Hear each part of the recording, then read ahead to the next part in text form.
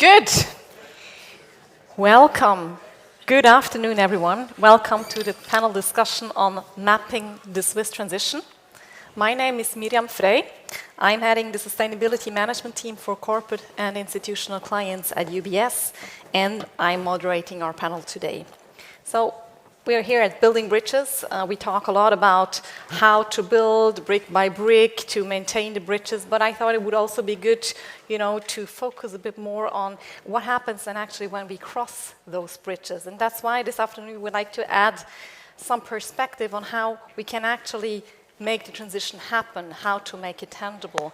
We talk a lot about concepts and what is needed, and here I think we have a topic today where we can really focus on what is actually going on. So we are here to discuss the topic of decarbonizing Switzerland's economy by 2050, based on a white paper prepared by the UBS Sustainability and Impact Institute that has been published today. You can see the link on the screen, and I'd really, encourage you, go have a look at the report, read it. It is insightful. It provides a very good summary and overview on where we currently stand.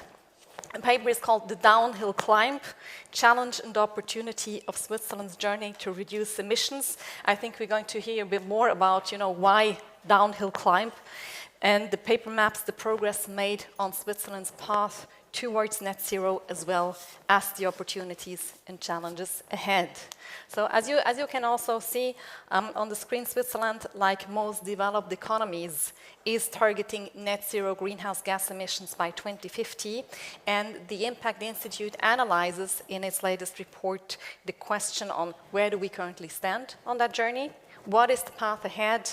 And building on the insights from that paper, the panel today addresses the state of decarbonization and how policy plays a role here. Then, what are the overall challenges and opportunities? And finally, how is finance mobilizing capital towards the real economy solutions in these sectors? So, our panel this afternoon features 3 distinguished experts who all bring wealth of knowledge and experience from their sector, namely the carbon removal, the financial industry, and the Swiss government. I'm very happy you're here today, this afternoon. Please join me in welcoming Philippe Lyonnais, who is the envoy for sustainable finance at the State Secretariat for International Finance, the SIF. Philippe has been serving the Swiss federal administration for more than 10 years in various positions in the Federal Department of Foreign Affairs, the State Secretariat for Economic Affairs, and now as the co-head for policy issues and international relations. Then we have Lisa Braune, who is the head of carbon removal at Neustark. Lisa is an environmental engineer and has been part of Neustark since its early days. She has extensive experience in the carbon removal industry and oversees the certification of Neustark's climate projects under recognized standards, and she manages the sales of CDR certificates. And then we have Judson Berkey with us, the lead for advocacy in the Chief Sustainability Office at UBS. Judson has worked with UBS in a variety of risk and regulatory roles since 2003. Together with his team, he currently focuses on sustainable finance policy and regulation, including engagement with policymakers and standard setters. Well, thanks again. Let's dive right in. To start, Judson, could you give us a brief overview on the white paper and its key financings? Why is it important to speak about Switzerland? Yeah, sure. Thank you, Miriam. Thanks, everyone, for joining this afternoon. I know it's getting late in the day, so we appreciate you taking the time. Do encourage you to follow the QR link. We have the paper available not only in English, but also French and German. And on the microsite, we also have some quite interesting interviews with a number of our clients, including Neustark. So really trying to bring to life some of the challenges for companies in some of the key sectors. But we really wanted to try and do 3 things with this paper. First, we wanted to take stock of where Switzerland really is on its decarbonization path. It's been a challenging year, right? We just had the COP29 with some mixed outcomes, a lot of elections. So we really wanted to just step back and see a little bit wood for the trees and figure out where Switzerland is on its journey. Whether it's on the downward path or not, we can debate, but certainly it is a journey, as we all know. Second, we wanted to be clear on the challenges ahead. There are a number, and I'll highlight that in just a second. And thirdly, we really wanted to break this down, going key sector by sector to make an assessment, because each sector is different, it has its own challenges, but there are some cross-cutting themes, which again I'll highlight. Now in terms of the stock take, right, where is Switzerland? I think there's some really good work that has been done in Switzerland, and we shouldn't lose sight of that. It's easy to get a bit negative and overwhelmed by this climate transition, but one just has to put foot in front of foot and keep the progress. So Switzerland's progress. You're 24% CO2 emission reductions since 1990. The goal is 50% by 2030, so a lot to do, but 24%. Most OECD countries, on average, are actually up 1% in that time. So Switzerland's absolute down. Most OECD countries are basically flatlined. That's against a doubling of GDP and a 30% population increase. So that's some significant progress. Now, how has that been achieved? I think there's some interesting lessons that can be learned there. One of the significant tools within Switzerland is the CO2 levy at 120 Swiss francs per ton of CO2. And it covers 40% of the emissions in the country. Now, $100 per ton is basically the recommended price from organizations like the World Bank and the OECD as to what's the price point that's needed to make transition economically efficient. So Switzerland put a price already above that. And very importantly, they actually have found a good way to recycle the funds raised in that. Some of it comes directly back to a lot of us in the room as part of our health insurance premiums, but a big portion actually goes into the Building Renewal Fund, which provides some of the subsidies for renovations. So trying to capture some of an economically efficient instrument to encourage transition. So I think there are some interesting examples that Switzerland can offer to other countries on how to organize this overall transition discussion. But clearly there are challenges, right? I mean, one of the key challenges for Switzerland is going to be in electricity production. 97% of electricity production in Switzerland today is, zero carbon emission. But about a third of that is coming from nuclear power production. So if you take that out of the power mix, which is the current commitment, then clearly you have to replace that. But not only do you need to replace that, you also need to increase electricity production as we electrify transport, as we replace fossil fuel heating systems in buildings with heat pumps and electrify heating. We're going to need more electricity. Now, the government has tried to map this out. There is something called the 2050 Energy Perspective Scenario from the government. It was established in 2021. And within that, they show just a marginal increase in hydropower. So the bulk is going to have to come from probably solar, maybe some wind. That means permitting is critical. You need to get projects off the ground, shovels into the ground to really get projects running. Now, the electricity law that went in this year is a critical tool to help that. It tries to smooth out that permitting process, get some of these projects. But it's going to be a mixed effort here. We need a lot of decentralized solar production on rooftops, buildings, and commercial buildings. We also need more centralized production, perhaps up in the Alps, where you have more consistent sunlight over the course of the year. The other thing you need sort of storage and grid management. You get a lot more solar in the summer than you do the winter, but the electricity is needed more in the winter for heating. So we need to figure out how to balance that out. Also need to figure out how to make sure we have good integration into the broader European network so we can trade electricity within Europe. That's also critically important. So lots of work to do there. And so I don't want to underestimate what's needed ahead.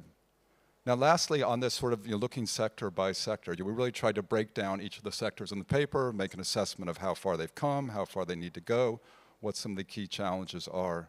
But there's some cross-cutting issues too, one of which we wanted to really highlight, which is there will be residual emissions. It's called net zero for a reason. There's a net there, which means there are emissions left at the whole end of this process by 2050.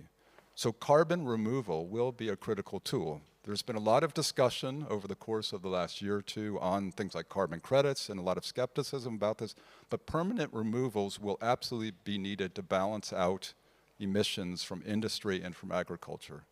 So new technologies will have to come in play. For example, technologies from one that we have on the panel with us today from Neustark. And that's opportunity. That's opportunity for innovation. That's opportunity for new industries. That's opportunity for new companies, for us to finance, for Switzerland to be the home for. And so in our view, there is real opportunity here. Switzerland as a country should be looking outwards, not inwards. Other countries are turning inwards at the moment. In our view, there's opportunity here for companies to come along create the technologies of the future, and make Switzerland a winner for the future, and really find a way that we can capture value streams. So that's really what we wanted to do with this paper, was just to sort of get facts onto the table for now, help with the understanding, help break this down a bit, but also encourage collaboration, conversation, like the one we're having today, to really think about where can we compete globally as a country, and where should we be focusing on value for the future? Thank you, Justin. And I think we will come to the carbon removal in a minute. Now, I've heard a lot of, good progress and lots of opportunities. Why are we talking about a downhill climb, actually? What are we talking about? A downhill climb. Downhill climb, yeah. Look, maybe that gives the impression that we've broken the back of this and we're all on a smooth downward ascent, and that's not the case. The analogy we were trying to make in the paper is that actually on the downward journey is often where you need to be the most careful, right? It's easy to lose focus, it's easy to think you've solved it all, you need to continue to pay attention, you need to continue to make that journey. And that's where that's what we're on, this whole climate transition. It won't be linear. There will be elements of 2 step forward, 1 step backward. There will be policy reversals. But again, one thing we think that is very important, and a lesson, perhaps from Switzerland for others, is subjecting some of this to democratic legitimacy, having popular votes, actually can be quite critical to having the population committed to the process. And we do think that's a critical part of this, and so we're very, very encouraging, honestly, of the number of votes that have occurred over the past years, the number of legislations that have come in, and certainly do see this as a continual need to make progress step by step across the whole of the journey, upward and downward. Thank you, Justin. So I think we also, come to the risk of stumble, but maybe first, and you made the first point here to introduce that, Philip, from a policy perspective, what are the most significant challenges and opportunities that you see for Switzerland in achieving the decarbonization goals? Yes, thank you very much, and thanks a lot for the paper. We really appreciate that. I mean, it also gives us a nice mapping how what we do is actually seen from the outside, right? So, which is always very helpful. And I have to say, I really liked the metaphor of the downhill climb in a way. I mean, I'd like to do some alpinism myself, and everybody in here who does that sometimes might know that that's actually the most difficult one, right? Getting up is usually easier.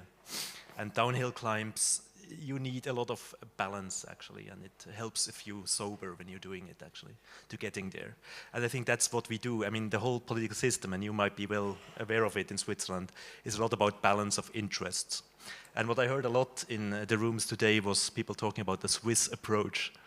And it's actually quite funny because that's something that we hear quite often with regard to different things.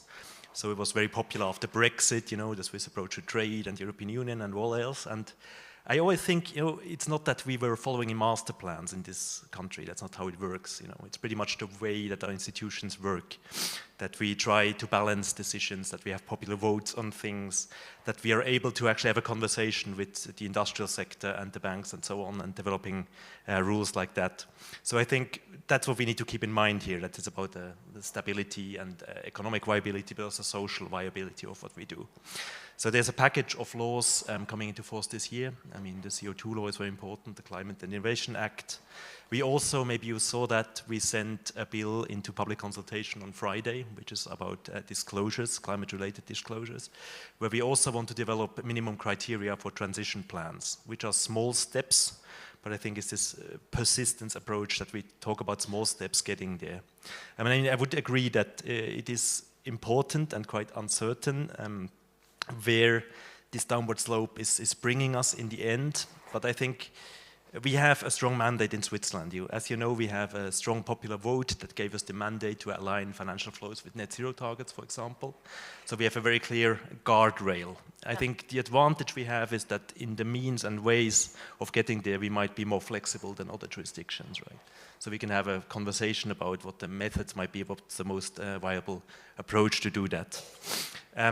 The challenge, of course, is measuring whether it's actually working. Yeah. Does it actually have the desired impact in the end?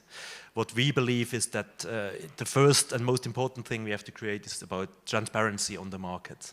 So we want to have reliable data that actually people can use to assess that, and we want to improve on that data. So I think it's not about having a perfect solution in place from day one on disclosures, on transition plans or whatnot. The important thing is actually getting it out in the world, right? and start reporting, getting data, and then improving on the approach that you started. And I think that consultation that I mentioned is an example of that. So we developed an ordinance, we started mandating disclosures and transition plans, and now we seek to improve on that and see where this impact can be maybe better or perhaps improved. So I think not a Swiss approach, but sort of the way that we work in this country. Yeah. Thank you, Philip, for this perspective. So you were saying, impact, measuring impact. Lisa, in your company, you do create impact, which is measurable. You're representing the industry sector today. I'd like to hear from you, what are the main challenges that Neustark is facing in the transition to low carbon economy and how you are addressing them? But maybe to start with, you can give a brief insight on what Neustark is actually doing, and maybe also in 1 or 2 sentences explain your technology for carbon removal. Yeah, sure. Thank you so much. So I'm working for Neustark, a carbon removal supplier. We are a spin-off of ETH in Zurich. And we have a technology that allows us to store CO2 durably, so for thousands of years, in mineral waste. For example, demolition concrete, so concrete at its end of life. And we were founded in 2019. We have today, I believe, 20 plants in operation. Most of them are in Switzerland, but we have already first plants also in Germany, Liechtenstein, Austria, UK, and soon also in France and Italy. So we are really expanding also to other countries to increase our climate impact. So much about Neustark. What are the challenges that we are facing?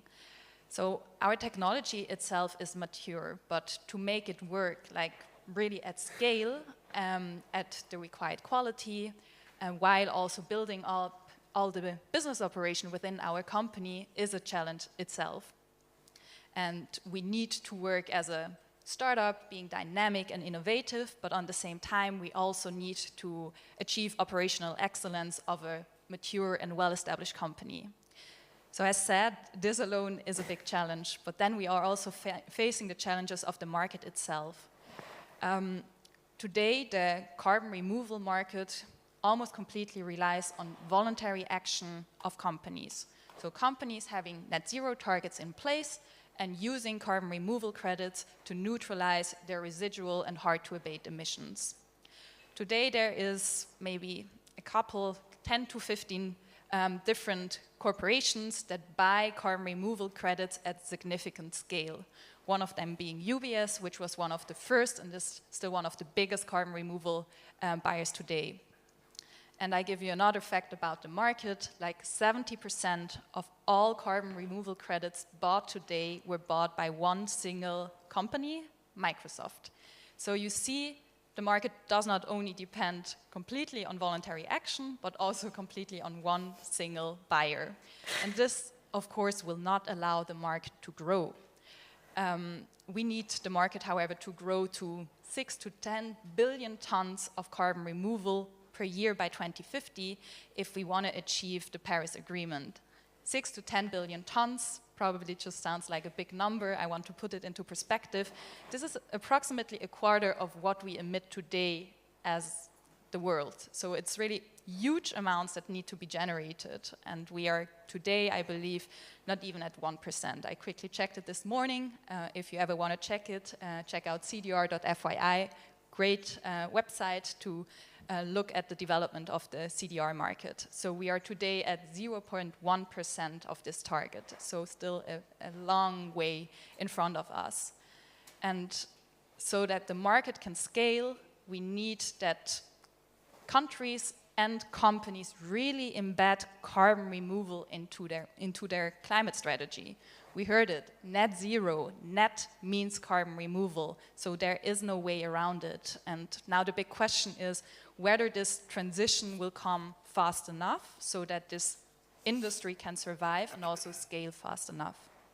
Okay, thank you, Lisa. So talking about scale, looking at Neustark, you said 1%. So what is sort of, how can we make that a bit more tangible? What can be achieved in the midterm? What's your vision? So we are today at a couple of thousand tons of carbon removals generated today. If we take biochar suppliers aside, we are at amongst top 10 suppliers of carbon removal.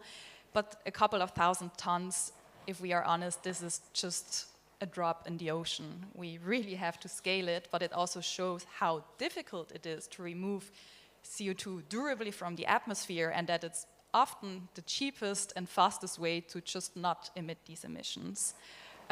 Our ambition, however, is that we scale our impact to 1 million ton, essentially by 2030. But we do not want to stop there. Of course, we want to then further scale our climate impact. So you're saying one ton by 2030. So you're on a good path. So we're hearing about, the challenges that you're facing, and thank you, Lisa, for sharing that with us. When I look at you, Judson, now, what is the role in, maybe in more general terms when it comes to the role of banks? We hear a lot, finance plays an important role. That's why we have building bridges. That's, the conversations we're leading. But how can this role then look specifically? Like, how can a bank like UBS support the transition and help with that collaboration that we're hearing about? Yes, sure. Let me put a little bit of perspective on the financing needs first, then talk a bit about UBS and how we've approached the topic. There was a study done by the Swiss Bankers Association back in 2021, which tried to cost out the transition for Switzerland, domestic activity in Switzerland, and they put a price tag on it of 13 billion per year out to 2050. Now, it sounds like a lot, but it's really 2% of GDP. It's on par with other developed countries, so in that sense, Switzerland's not necessarily so different. And about 80% of that, they estimated, should come from bank financing, about 10% capital markets, and a mixture of other financing for the rest. So it feels manageable, but obviously it requires a bit of coordination and requires some planning. So also in 2021, we as UBS, along with a number of our global peers, signed up to a number of coalitions and collaborations, including the Net Zero Banking Alliance, the Glasgow Financial Alliance for Net Zero. You had to essentially make the statement that we wanted to be part of this whole transition effort, this whole decarbonization journey that the world is on. And so we started to map out what that means for us. We were first reported on that with our 2021 reporting. In our most recent reporting in 2023, we actually mapped out pathways across 6 different sectors for the combined activities of UBS and Credit Suisse. So we're really starting to integrate all of our business activities and put forward views on how we're developing. And some we're progressing quite well, others are challenging. Buildings and real estate, for example, is a challenging sector, given the current renovation rates. But essentially, you're progressively working through this. But for us, it's kind of three ways we think about this. One is to support clients through their own transition efforts. That can be private clients. For those who own their apartments or their houses, there may be transition to do there. It can obviously be companies as well, but we really want to be essentially a partner with our clients through their transition.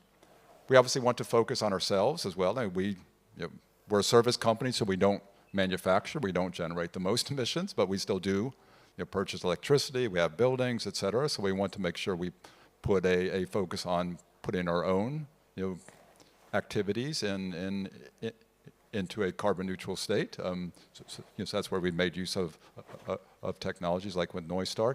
And then we want to help manage risks and find opportunities, both risk to our balance sheet for our own financing, but also for our clients, and really help them position into portfolios that are fit for the future and can also tap into some of the opportunity upside. Now, in terms of very practically, what do we do? How do we do this? I mean, it's not just about making a plan, it's about execution and working with clients. And we're not in a position, right, where we can tell clients what to do. Things need to be economic for them. But certainly we can support. And so, for example, for more retail clients in the housing sector, we will offer green mortgages. We'll offer, for corporate clients, sustainability-linked instruments, help companies come to approach the capital markets, green bonds, other sort of capital market raising across all sorts of kind of ways in which we can do financing activity. But even more than that, I think we see ourselves a little bit in the center of an ecosystem, so to speak, and so we can collaborate with others. So one collaboration we were particularly pleased with was actually with the government. It was to really put onto the federal government platforms transparency on buildings across all of Switzerland. Previously, there was a lot of information out there, but at cantonal level, at local jurisdictional level. So we were able to work collaboratively with the government, with other organizations. So now centrally, on the federal government websites, you can actually go in and look at any property in the country, see the current heating source, see its renovation status. There's even some renovation calculators there that you can play with to see what it would mean to actually renovate. And that's transparency that was helpful to us, clearly, to understand our portfolios better, but even more importantly, it was about us trying to help the market, because that's information that anyone can use to develop a new service offering around renovations. Some of the things we've done specifically for our individual clients, we partnered with a startup called Norm. So it basically lets an individual client go onto our website, enter some key facts and figures about their property, then basically it's an electronic tool that develops an overall, what's called a GIEC certification. It's basically an energy rating of the property.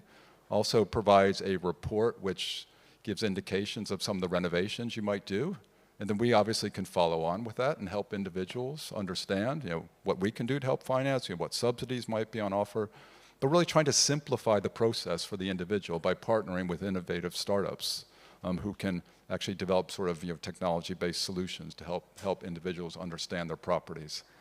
In a more sort of institutional setting, we work with more established players like Wincasa and basically help some of our investing clients, institutional owners of commercial properties, rather large residential properties. They can actually generate renovations quite quickly because they can work at scale. So we really can work with them to think through basically the future of our property. At what point in time does it make sense to renovate?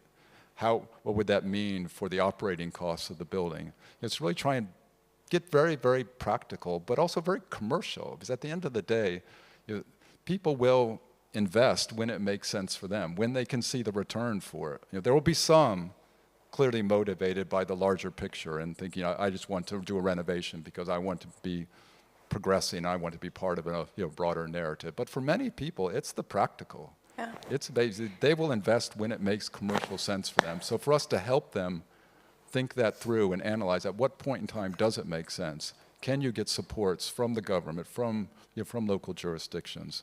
Are there ways in which we can sort of help you understand what it means, it improve the energy performance of your buildings? Those are some of the very practical things we're trying to do.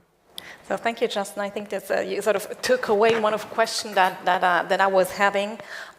When we hear a lot about the importance, to build sustainability into financial decision making and how banks can help. And I think with what you just said, you provided some quite good examples on how this could then really look in practice. So when we now take again, the government perspective, we hear a lot about, it requires coordination, requires collaboration. That's usually sort of when the government comes in. So how do you think, Philip, the government can facilitate, this collaboration and the knowledge transfer that is required among the different sectors? Yes, thank you very much. I think, again, many people, if they want to change something, perhaps in other countries, might think about revolution, In Switzerland, we tend to think about forming an association. So that's what we do also, and there's a culture of that. So there are business associations that we have conversation with that are really important there. There's international formats. Chief Vance was in the media just really recently, but we still believe that this is really important for best practice sharing and things like that. We also think that Switzerland Sustainable Finance, for example, is providing excellent work to bring in actors together. I think generally one advantage in Switzerland is that for an economy of our size, we are actually highly diversified, right? You cannot say that about many places that have a GDP of our size, more or less, which means we have innovative companies like yours, for example. We have the financial sector, we have other services sectors that are related to it. So it's actually relatively easy to bring these people together, right? And the question for me in general is that what can Switzerland contribute, to the larger goal of net zero and transition? And I still believe that innovation and technology will be certainly very important, right? But what I also liked was the term residual, that carbon capturing can be something that we could perhaps use to treat, the residual emissions that stay in the end, but it cannot be the whole solution for it. So I would really not recommend betting on technology, saving the whole transition. We need a combination of approaches. And I think there, with the formats that I mentioned and the associations, Switzerland Sustainable Finance, the dialogue that we're also providing as a facilitator, as a government, this is really what we can do to actually bring this forward. Yeah. Okay, thank you. So I think, it sounds sort of very inspiring, all makes a lot of sense. What I'm still wondering, we have a lot of solutions in place, or where we would know we would have them in place. We also have a lot of challenges. So when we go back sort of to the core of the discussions, with all the challenges that also especially you have outlined, Lisa, before, how confident are you, and I'm asking, whoever wants to pick the question, that Switzerland will actually reach net zero by 2050? Happy to make a first go. Look, I think anyone who can predict what's going to happen exactly in 2050 is brave or foolish. I'm not sure which. But I think, look, one has to try, right? And I think that's the whole sort of thematic of the paper. It's just, it is this journey. It is this step by step. Having the framework conditions in place to give industries and individuals, planning certainty is critical, right? And people need to be able to understand what the landscape is that they're working through. And I do think they're to Philip's point, right? I mean, this has been a democratic decision that we will try our best to get there. So I think in that sense, we're all sort of bought into this, and we want to be part of that solution. As a financial institution, right? There's often this discussion about, okay, sort of, are you helping reduce emissions in the real world, or are you just reducing emissions in your financial portfolios? And the latter would clearly be a bit easier, but that's not, I think, what we want to be doing. Honestly, we want to actually help support reduction of emissions in the real world. And that means being with our clients. And that means, again, it won't always be a straight line. And so there will be, some ups and downs to this. But I do think on the economics, a lot of the renewable energies are past cost parity with fossil fuels, and so in that sense there is a tailwind. There are obviously some headwinds coming, clearly, from from some large countries, but on the whole there is, I think, a lot of economic incentives that really are pushing people towards making the kind of investments that are aligned with decarbonization objectives. Do we absolutely hit net zero 2050 as a world? It's looking very challenging at the moment, but it's certainly not a reason to put the brakes on either. If I may. Sure. I mean, as a bureaucrat, I have to be very optimistic because the people have decided, and it's a legal goal, it's an objective. Mm-hmm. But honestly, I mean, I do believe that we have the right mix of measures to achieve that in Switzerland, but you also have to be aware of the fact that, of course, the problem is not limited to our borders, and that the endowment that we have in Switzerland, hydropower, for example, which being very strong, and the technology base we have, and also simply the capital we can allocate and so on, gives us an advantage there. So it will be much easier to actually reach these goals in Switzerland alone. I think the question is, what can we contribute also, beyond our borders? So I think the international engagement of Switzerland, and also having great framework conditions for the industry to thrive, for our universities to thrive, for research to thrive, and really contribute on that side, will perhaps be the more important contribution than just our economy alone. Yeah. Thank you, Philip. So you're saying we have the right setting. There's a lot going on, still a lot going on in the regulation space and legislation space. How important is then regulation, and do we already have the right regulation today to reach the net zero? I mean, the short answer would be, I don't think so. I mean, we're on the path there, and we're constantly improving. Mm-hmm. I mean, as I said, I think the question is not about having the perfect framework on day one and just leaving it there and the problem will solve itself. I think the question is, having this downward path and then seeing how you need to adjust perhaps the regulation and improve it further down. I would also underline that for us, it's not only, and I think that might be the core of the Swiss approach, if you want to call it that, it's not just having prescriptive regulations, but really this mix of measures, right? So there's self-regulation that's done by the branches, there's standardization work, there's work on transparency, there is conversation that we lead with the branch to actually improve on these things. So I think regulation is just one of the factors that are actually important there. Yeah. Okay. Thank you. So Lisa, if you had a wish towards, be it towards regulation, but also towards the banks or towards the industry, what would it be?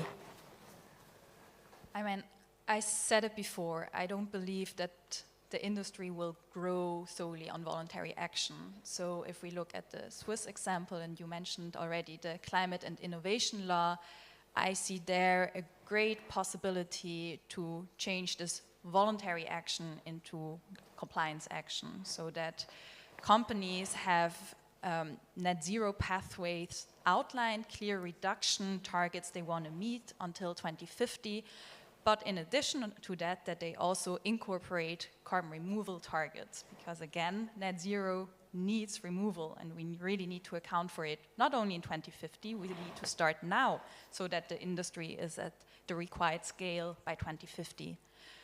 Speaking more on a global perspective, there are already existing compliance schemes where we could think about including carbon removal credits. For example, the EU ETS, one of the best working compliance scheme in the carbon markets, and there are thoughts about it to include it in the next cycle, which would happen in 2031. I think the discussion will happen in 2026, and this obviously would increase the market for technologies like ours significantly. So my wish would really go into making carbon removal compliance to increase the market. Okay, super. Yeah, let me jump in on the regulation point. Again, I want to sort of put Switzerland in a bit of context and honestly compliment Switzerland. I think it's done a really good job with what I would call smart regulation. Markets don't exist in vacuums, right? They need rules, so regulation certainly is part of that, and creating the structures for it. But certainly regulations can be done in a more administrative form, or they can be done in a more principle form. They can be done more with objectives in mind, or they can be done that are more process-based. And I do think Switzerland has focused on principle-based, market-aligned, and outcome-orientated, as opposed to some other jurisdictions which maybe have gotten a bit more lost in process, honestly. So I mean, Switzerland, your first country really to democratically decide on net zero.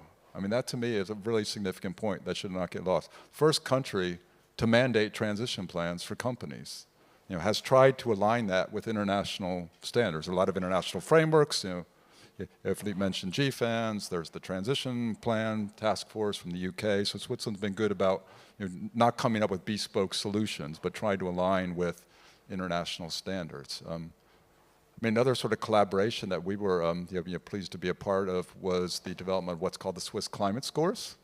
This is about investments more than finance. We talked a lot about financing so far, but this is for investments. Essentially a transparency tool for investment portfolios, trying to look across a set of kind of 6 KPIs, so to speak. Some about the current sort of carbon profile of the fund, some about the future pathway or orientation of the fund, some about the activities of the asset manager itself and how much they're doing engagement, are they committed to net zero? So trying a bit of a balanced scorecard like on an investment portfolio, and that came about, the initial idea came about from a conversation between UBS and the Department of Finance, but it really was the CIF that led that effort, so I really want to compliment that. And they brought together a collaboration of stakeholders. It was industry, it was government, it was academics, it was civil society groups, and we really collaboratively agreed on here is a good way to represent the climate profile of investment fund. And it was deliberately done as a counterpoint to what some other jurisdictions tried to do with so-called taxonomies.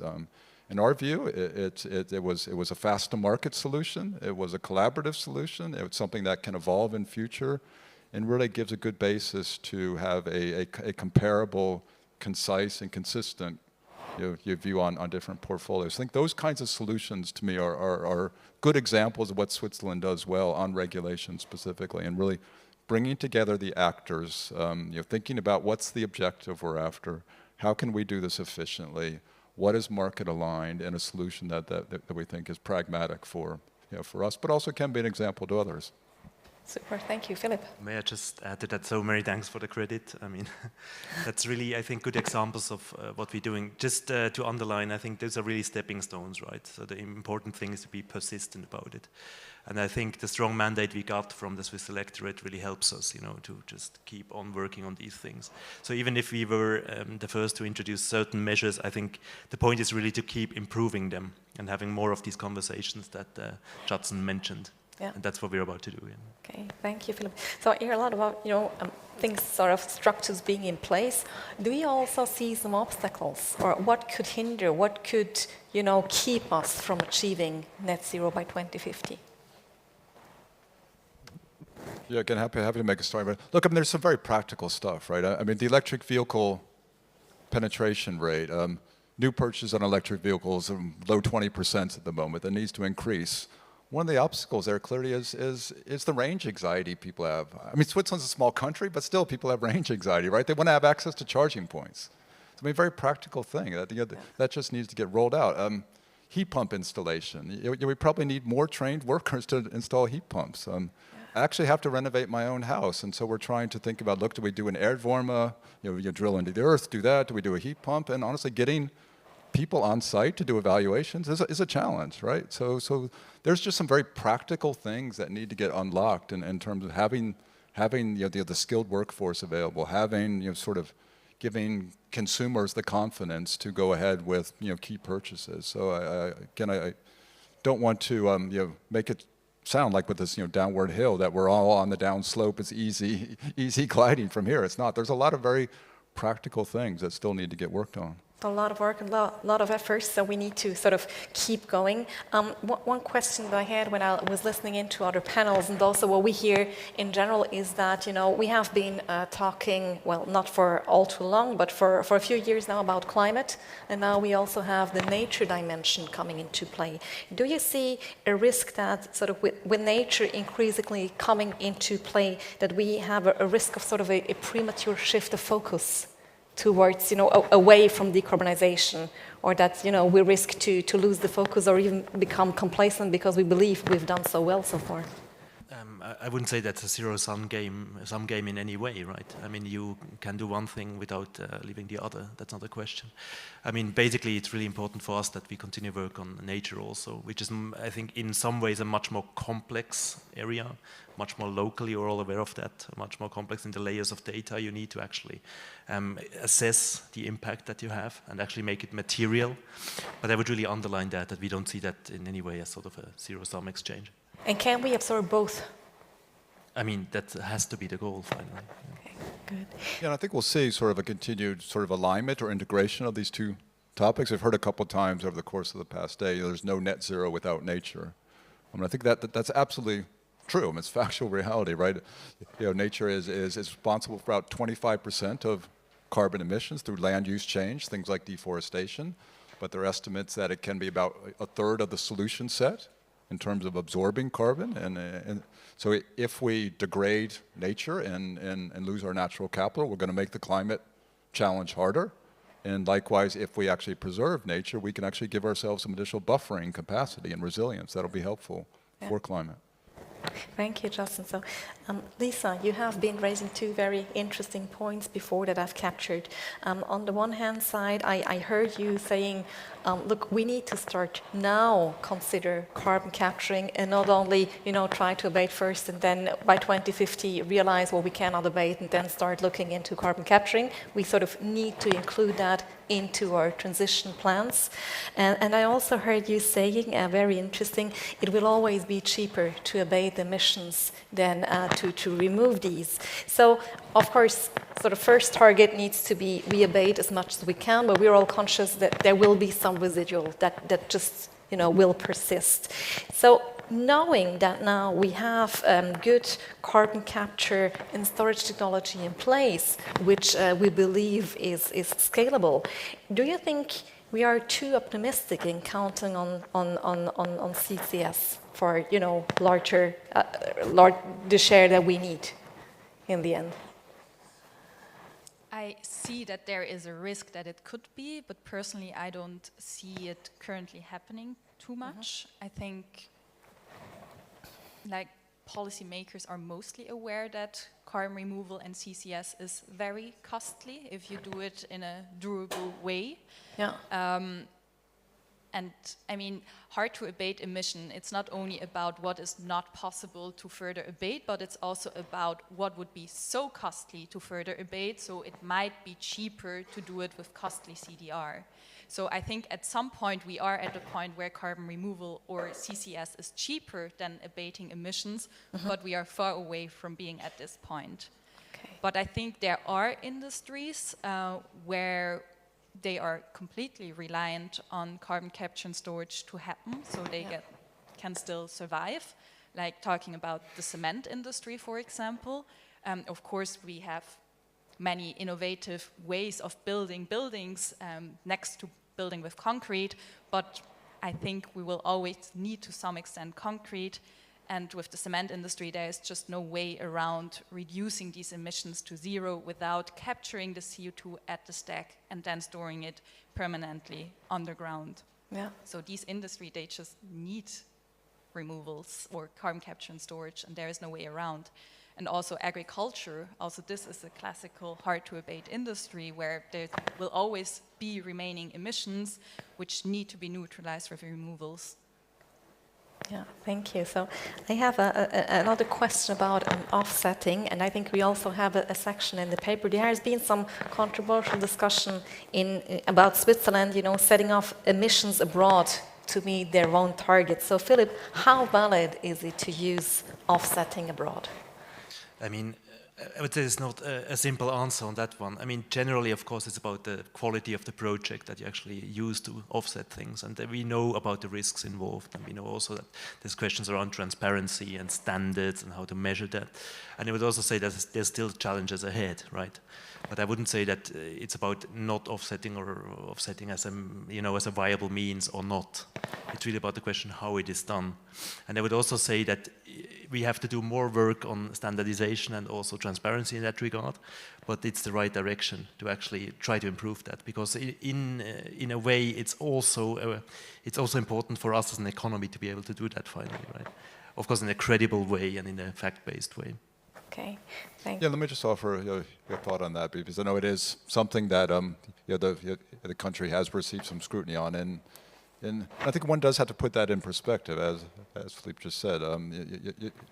We just had in Baku, right, a big gap between 1.3 trillion, which was cited as a need for development finance, and 300 billion that was committed by developing countries. So if you think about the need to channel capital into developing economies, certainly what Switzerland has tried to do with some of its agreements for carbon credits, it is exactly that, right? It's a form of development finance in addition to obviously trying to encourage decarbonization in other countries. And I think quite rightly, the government has said, look, for the 2030 goal, we're going to focus on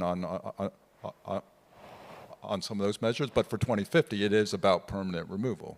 So I think to me that's the right balance to strike, to say, look, in the interim, sort of we need all oars in water, so to speak, and really try and make progress wherever we can. And we also need to help other countries, come up a curve and develop, because this can't be a case where developing countries are told, well, you can't develop because you need to decarbonize. I mean, the two have to go together. And so to find ways to help them with that, and at the same time, support your own decarbonization efforts, I think is valid. But clearly, at the end of the day, we're talking about permanent removals, as we've cited. So until those technologies come down in price and they do become efficient, we can work on different ways. So I think there's absolutely a balance to strike here. But to this point, it needs to be credible. Yeah. And there's a lot of effort going into developing standards for credible carbon credits, and so certainly one has to do that in a way that that has confidence. But I do think this effort to try and work on different sort of axes, so to speak, is part of the solution set here. Yeah, so and it's this, mentioned about we have one atmosphere then in the end, and it's all the same atmosphere. So I'm a bit... And quickly yes, jump in sure, here. of course. Switzerland is also investing a lot of money into climate project within Switzerland. So we have this tax credit that is asked from fossil fuel importers, and this tax money is then used to support climate projects abroad, but also inside of Switzerland. And for example, 2 years ago, a big tendering was opened with a total of 50 million Swiss francs for carbon removal projects happening in Switzerland. And 5 projects were chosen, and these projects will now be supported from next year onwards until 2030. And it's actually one of the biggest public funding that had happened today in the field of carbon removal. But I would say globally this is not known, but it's really amazing that we did that. Thank you, Lisa, and thank you for bringing us back to Switzerland.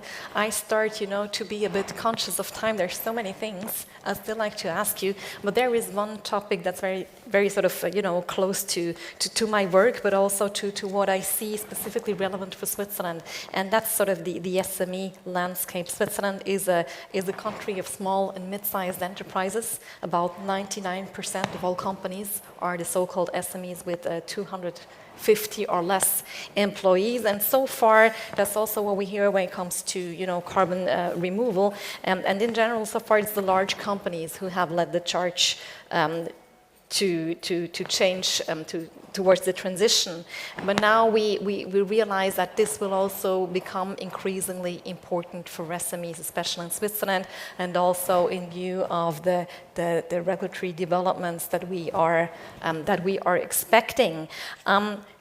What is the difference for SMEs then? Why are they sort of, why are they not the front runners, or what are the specific challenges that you see for SMEs from the different perspectives you're taking? I mean, just briefly, I mean, as you rightly point out, our landscape, our economic landscape is pretty much shaped by SMEs, that's true. And I think our rather principles-based and also proportionate approach really takes this into account, right?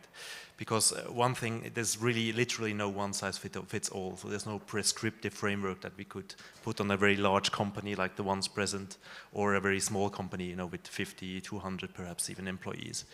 And the other point is, of course, measures that we put into place, they also apply to supply chains.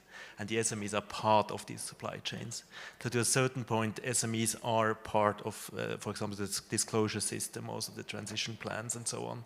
So I think there's just no way of taking them out, but there's a way of actually designing measures in a way that they're proportionate, and that SMEs perhaps report on things that are relevant in their sector for their activities, that the granularity is perhaps not the same as for a large company, but that basically it's really oriented on the outcome and on what we want to achieve in the end. Okay, so you're saying it's a matter of taking the right sector perspective and also sort of taking the right level of granularity to not sort of overburden these enterprises to sort of start embarking on the journey. So, Justin, how does that look from a financial institutions perspective? Because there we see some differences as well in how we need to serve clients. Yeah, look, I mean, as you rightly said, I mean, SMEs are the largest proportion of companies in the country, so they're by number probably the largest proportion of our clients. So it's important that we figure out how to support them. I mean, some we directly support. So I think I failed to mention that we're a purchaser of Neustark's technology, and I've used that in our own building renovations. And that's part of trying to help them get to scale. I mean, they are a client of us, and we want to support them. Their success is our success. But more broadly, for SMEs, we've also tried to develop sort of innovative tools and collaboration. So one I'll mention is something called ESG to Go. This is a tool that was developed with, again, a consortia of academics, industry players. It's been recognized by SECO, as well as a key tool for SMEs. And it basically allows an SME to go in, again, key in some very basic data about what they do and what they consume, and they'll get back a benchmarking, so they can see how they compare against peers, not just on CO2 emissions, but across a range of sustainability topics. It also will allow them to fulfill some of their reporting obligations. Philip mentioned the fact that they're in broader supply chains, so they have to report into those supply chains. They can also develop some pre-formed reports that will help them meet potentially their own independent reporting obligations. So we try to find ways in which we can support them. Another example, I guess, is we have an SME health check that we offer, which allows us to work with an SME to drill in a bit on their energy performance specifically. And again, it's part of helping them think through what are some of the low-hanging fruits maybe that they can improve on.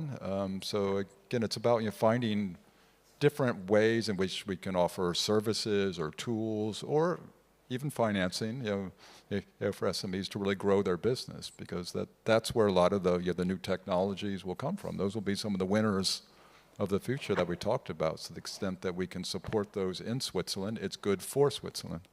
Okay. Yes. May I just add on that? I think there's a really important factor as well, and this is, of course, competitiveness of the economy as a whole, and also political viability of measures, right? Because I think the more you go to a very prescriptive, detailed, bureaucratic, tick-the-box approach, the more you actually hit SMEs the hardest. And you can also have the effect that you actually decrease their competitiveness with regard to other or larger companies, right? Because it's much harder for a smaller company to actually bear that burden. So any tool that gives clear and easier directions to actually make disclosures, for example, is helpful with regard to SMEs. So the Swiss climate scores are also an example for that, clearly defined numbers that are actually relevant for the activities in the sector of a company. I think you need to be much more targeted when you actually want to get smaller companies the boat, also that you keep the political maturities really, to actually keep on the path. Thank you. So I see there's much more to come, many ideas that are going to form now. We will need to slowly but gently wrap it up. And I have a round of 2 final questions for each of you, which is first, how is now from your perspectives, again, Switzerland specifically helping to drive forward the technology and the market? Some of it has been addressed, but what would be sort of your key statement on that? And then second, and Philip, you referred to it, but I think it's a super relevant question. How can then the Swiss example be helpful for other economies and societies? So if I may, just very generally, I think it's really about having the right framework conditions in place, for an economy with our profile and our size. And this also encompasses the university landscape, for example. So I think what also makes us quite unique is this combination of really world-class universities and universities of applied sciences, of course, and the dual education system that we really like. And if things like that then actually can make viable innovation happen, innovation that is actually being used also in industry. And I see Switzerland as sort of an incubator for things like that. And keeping up these framework conditions, allowing for that, can also be helpful for other economies, because we can provide technologies and also perhaps an example. Yeah, super. Thank you. For you, Lisa? I'm looking at the time and we are running out. I agree completely with what was said. So we are really good in fostering innovation, climate tech and removal at the university scale, like building this foundational know-how. We have Neustark, Climeworks, Synhelion that were founded out of ETH, which are all great examples. And I think we're also good in setting the political and funding framework for these technologies to exist. I want to just very briefly mention another very concrete example from the city of Zurich, where I'm coming from. We had 3 months ago a vote about a carbon capture and storage project at a wastewater treatment plant in Zurich, where 25,000 tons of CO2 should be captured annually and stored in concrete or geologically.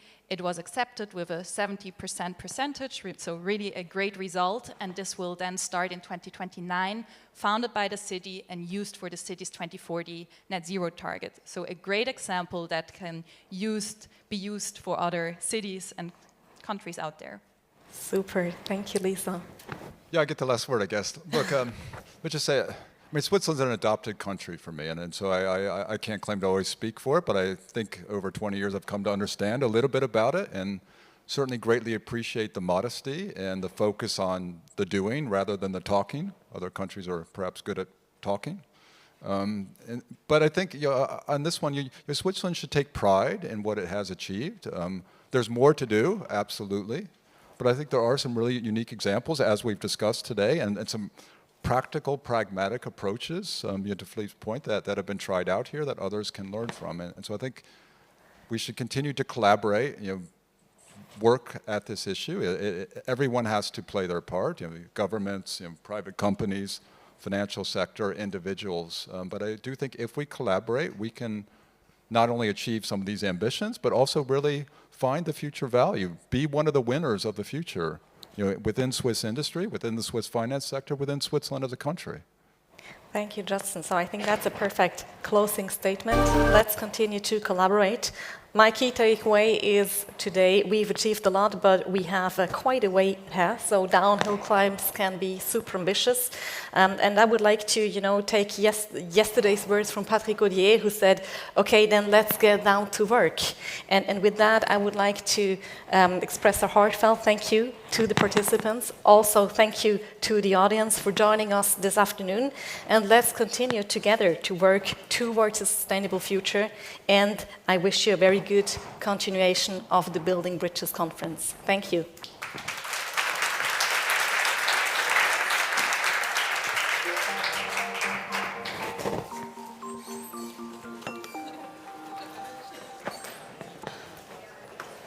So. Ihr seid ein super Panel gewesen. Ich ziehe es mal ab. Ich glaube, ich habe das Mikro schon an. Tied us all together that way. The timing, yeah.